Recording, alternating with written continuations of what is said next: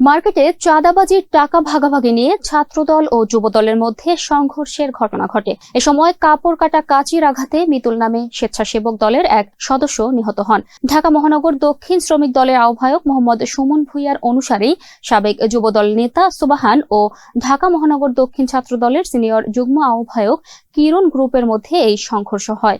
জানা যায়, দীর্ঘদিন ধরেই তাদের মধ্যে চাঁদাবাজির টাকা নিয়ে বিরোধ চলছিল।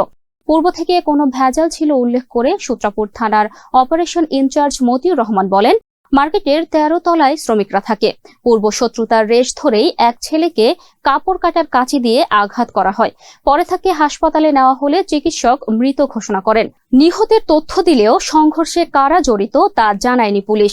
ঘটনার বিষয়ে সুমন ভূঁইয়া বলেন, এরা আমার সমর্থক নয়, তবে মাঝে মাঝে বিভিন্ন মিছিল মিটিংয়ে থাকে। আমি শারীরিকভাবে অসুস্থ। শনিবার রাত 11টার দিকে রাজধানীর সূত্রাপুর থানাধীন ইস্ট বেঙ্গল মার্কেটে এই সংঘর্ষের ঘটনা ঘটে। জীবন অবাক না করলে কে করবে? 28% মিল্ক ফ্যাটের অবাক করার সাথে ফ্রেশ মিল্ক পাউডার। জীবন অবাক করুক প্রতিদিন।